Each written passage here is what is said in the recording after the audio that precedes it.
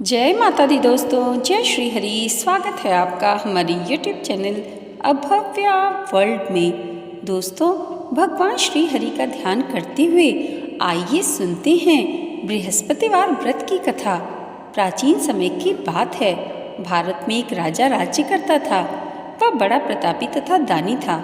वह नित्य प्रति मंदिर में भगवत दर्शन करने जाता, ब्राह्मणों और गुरु की सेवा किया करता था। उसके द्वार से कोई भी याचक निराश होकर नहीं लौटता था।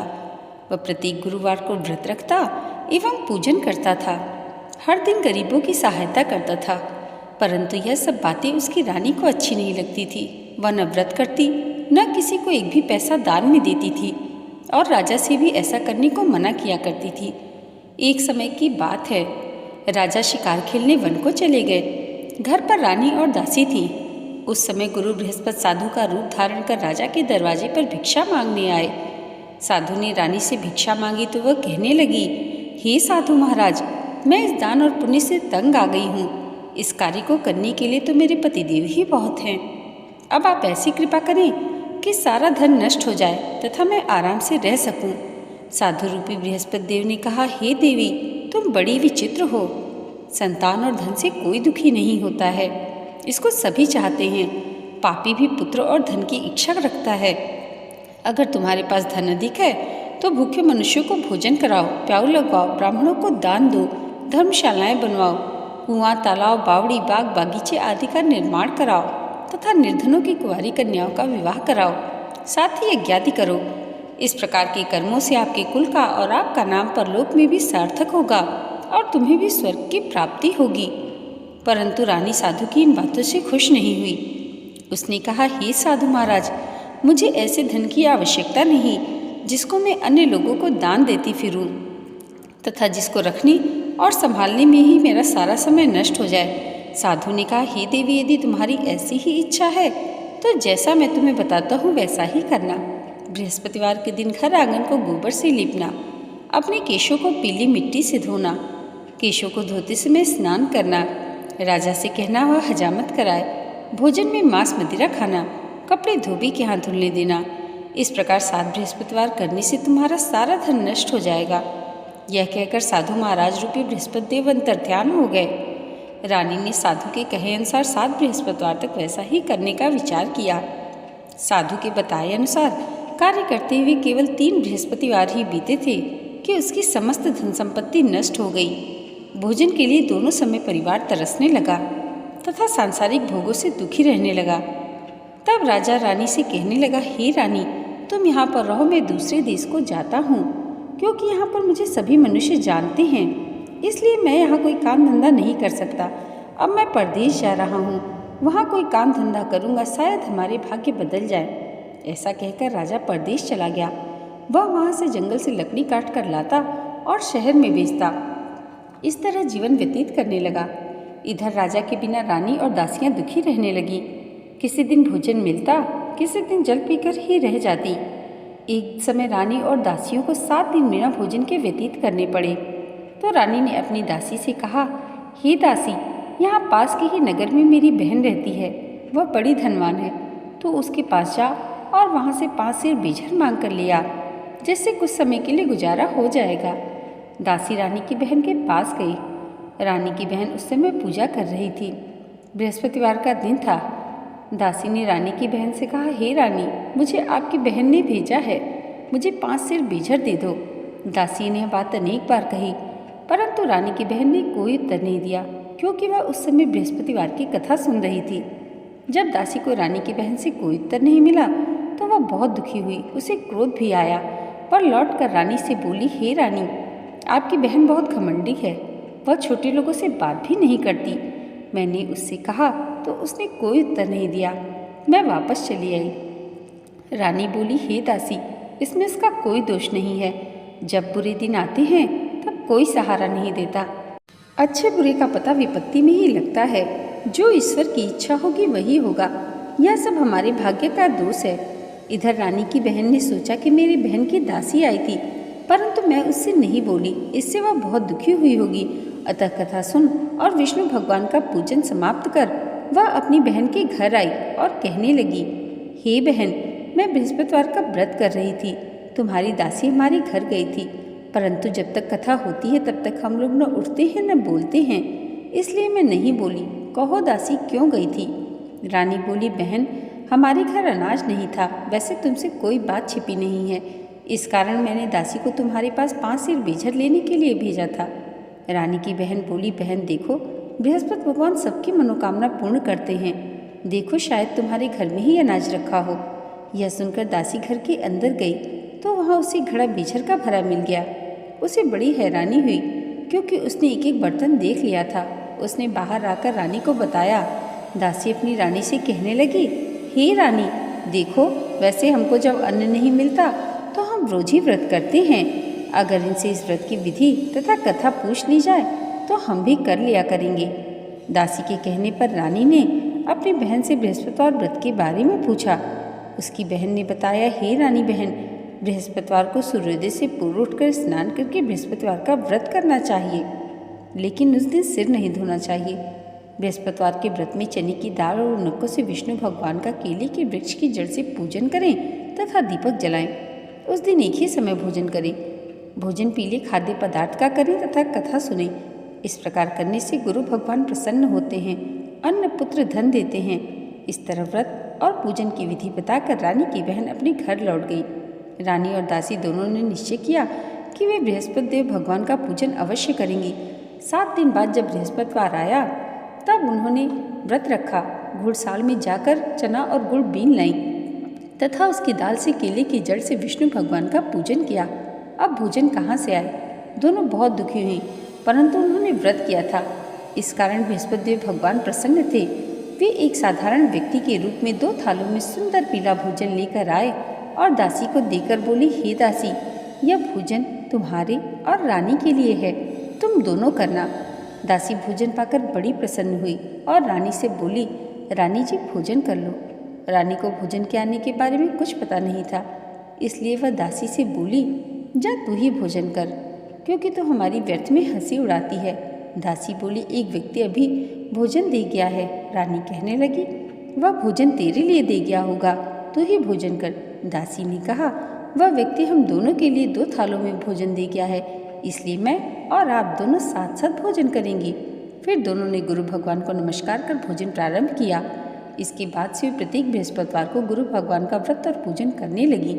बृहस्पति भगवान की कृपा से उनके पास धन हो गया, परंतु रानी फिर पहले की तरह आलस्य करने लगी। तब दासी बोली, देखो रानी, तुम पहले भी इस प्रकार आलस्य करती थी, तुम्हें धन के रखने में कष्ट होता था, इस कारण सभी धन नष्ट हो गया। अब गुरु भगवान की कृपा से धन मिला है तो तुम्हें फिर आलस्य होता है। बड़ी मुसीबतों के बाद हमने यह धन पाया है, इसलिए हमें दान पुण्य करना चाहिए। तुम भूखे मनुष्यों को भोजन कराओ, प्याऊ लगवाओ, ब्राह्मणों को दान दो, कुआं, तालाब, बावड़ी आदि का निर्माण करवाओ, मंदिर पाठशालाएं बनवाकर दान दो, कुंवारी कन्याओं का विवाह करवाओ, धन को शुभ कार्यों में खर्च करो, जिससे तुम्हारी कुल का यश बढ़े तथा स्वर्ग की प्राप्ति हो और पितृ भी प्रसन्न हो। दासी की बात मानकर रानी ने इस प्रकार के कर्म करने प्रारंभ किए, जिससे उसका काफ़ी यश फैलने लगा।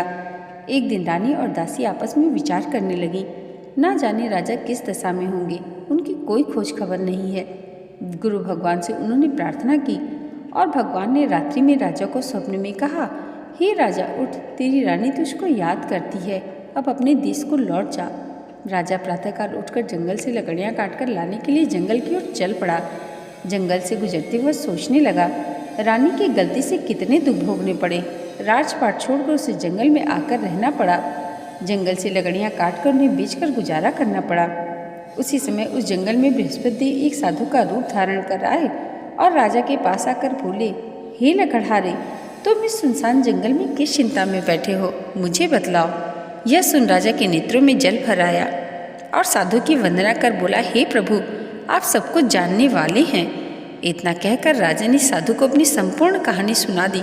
महात्मा तो स्वभाव से ही दयालु होते हैं। वे राजा से बोली, हे राजा, तुम्हारी पत्नी ने बृहस्पति देव के प्रति अपराध किया था, जिस कारण तुम्हारी यह दशा हुई है। अब तुम किसी प्रकार की चिंता मत करो, भगवान तुम्हें पहले से अधिक धन देंगे। देखो, तुम्हारी पत्नी ने बृहस्पतिवार का व्रत करना प्रारंभ कर दिया है। अब तुम भी बृहस्पतिवार का व्रत करके चने की दाल व गुड़ और जल को लोटे में डालकर केले के पत्ते से भगवान विष्णु का पूजन करो। फिर कथा कहो या सुनो, भगवान तुम्हारी सब कामनाओं को पूर्ण करेंगे। साधु को प्रसन्न देखकर राजा बोला, हे प्रभु, मुझे लकड़ी बेचकर इतना पैसा भी नहीं बचता जिससे भोजन करने के उपरांत मैं कुछ बचा सकूं। मैंने रात्रि में अपनी रानी को व्याकुल देखा है। मेरे पास कोई साधन नहीं जिससे मैं समाचार जान सकूं। फिर मैं बृहस्पतिवार की कौन सी कहानी कहूँ या सुनूं? मुझको तो कुछ भी मालूम नहीं। साधु ने कहा, हे राजन, तुम किसी प्रकार की चिंता मत करो।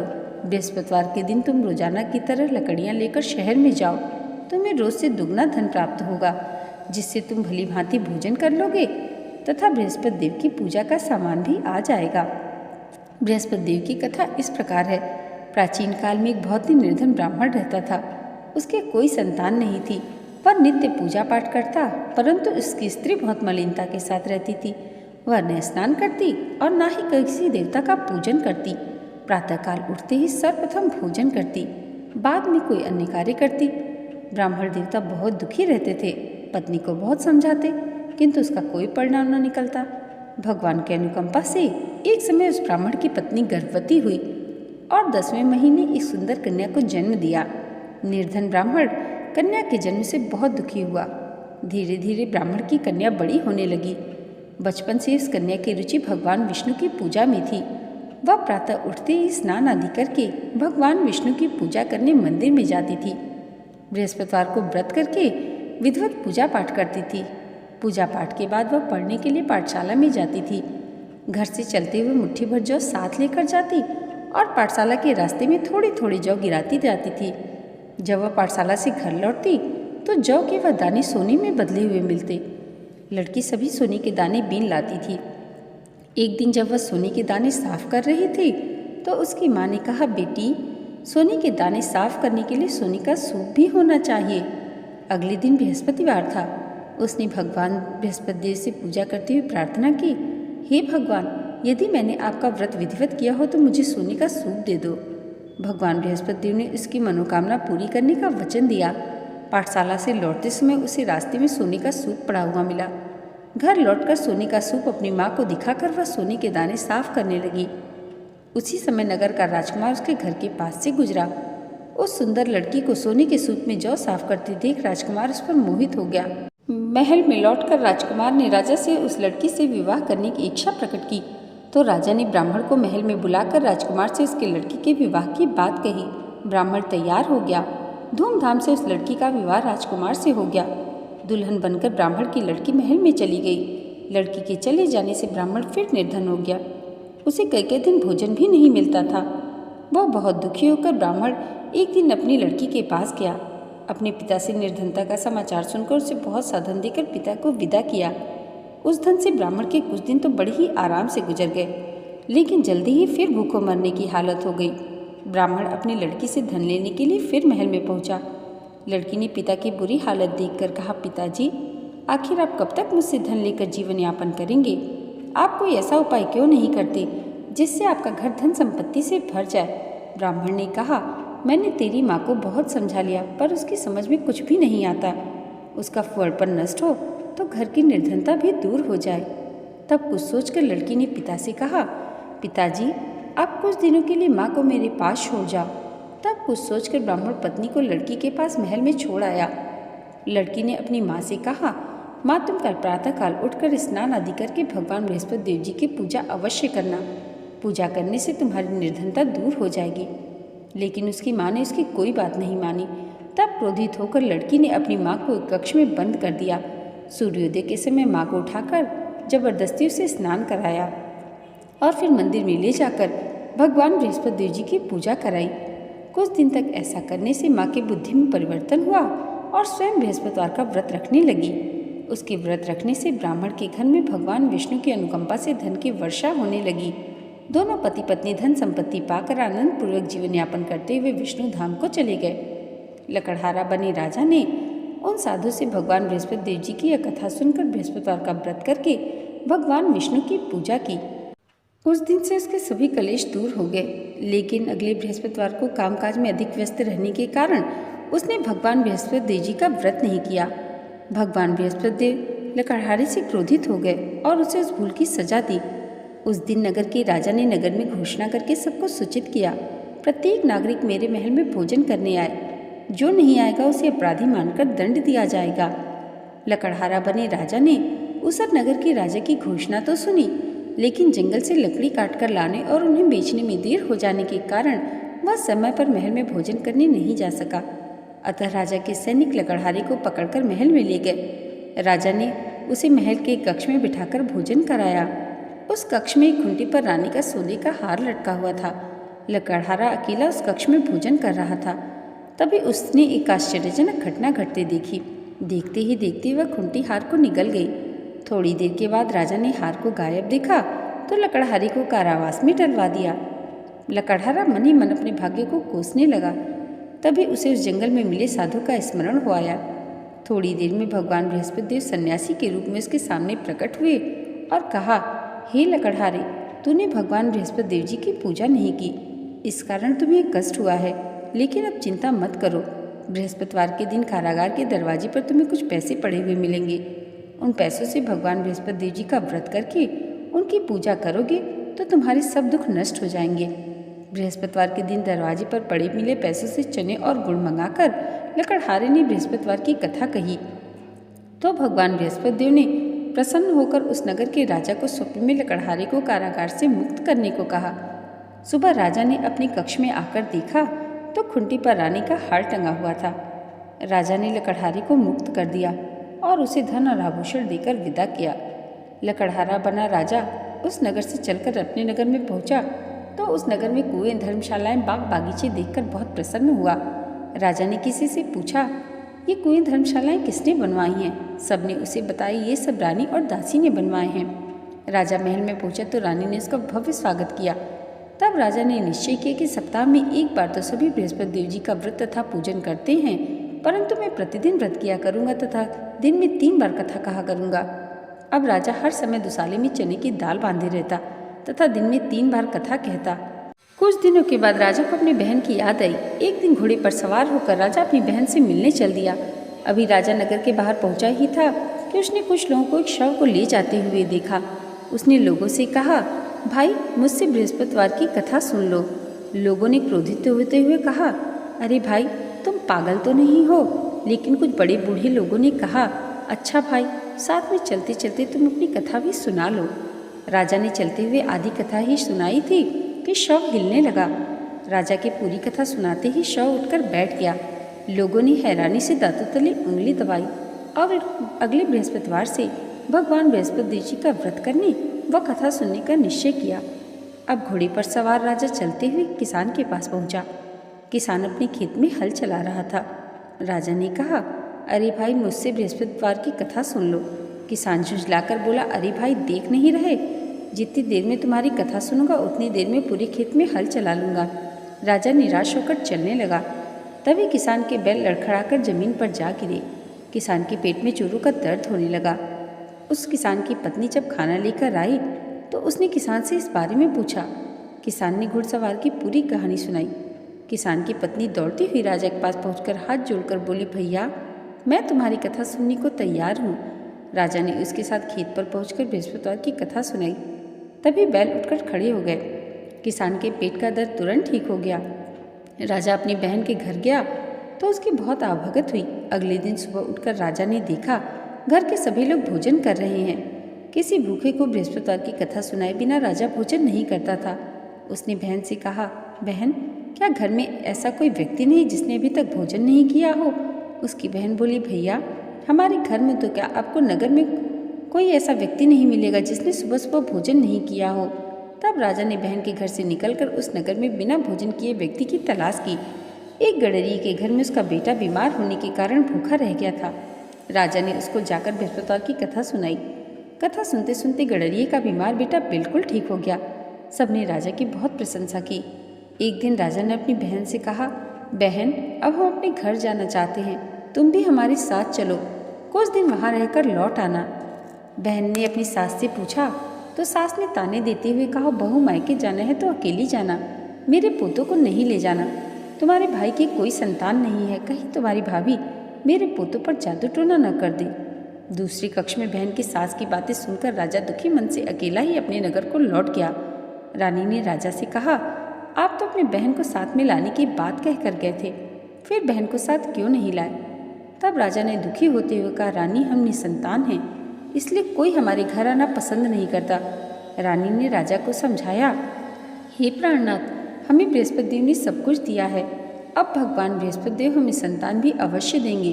बृहस्पतिवार को विधिवत व्रत करते हुए राजा रानी ने भगवान बृहस्पति देव से संतान के लिए प्रार्थना की। कुछ दिनों के बाद उन्होंने स्वप्न में दर्शन देते हुए कहा, हे राजन, तेरी मनोकामना अवश्य पूरी होगी। एक सप्ताह बाद ही रानी गर्भवती हो गई। 10वें महीने रानी ने एक सुंदर पुत्र को जन्म दिया। राजा रानी जीवन पर्यंत बृहस्पतिवार का व्रत करते रहे। उनके घर में धन की वर्षा होती रही। इस तरह आनंदपूर्वक जीवन यापन करते हुए राजा रानी भगवान बृहस्पति देव की अनुकंपा से मोक्ष को प्राप्त करके सीधे वैकुंठ धाम चले गए। बृहस्पतिवार को विधिवत व्रत करते हुए जो स्त्री पुरुष भगवान विष्णु की पूजा करते हैं, भगवान उनकी सभी मनोकामनाएं पूरी करते हैं। इति श्री बृहस्पतिवार व्रत कथा। दोस्तों, आज की ये वीडियो अगर आपको अच्छी लगी हो तो कमेंट बॉक्स में जय श्री हरि ज़रूर लिखिएगा और इसे लाइक और हमारे चैनल पर पहली बार आए हैं तो सब्सक्राइब करना मत भूलिएगा। भगवान श्री हरि की कृपा आप सबके जीवन पर सदैव ऐसे ही बनी रहे, इसी मंगल कामना के साथ मिलते हैं अगले वीडियो में। तब तक के लिए जय माता दी, जय श्री हरि।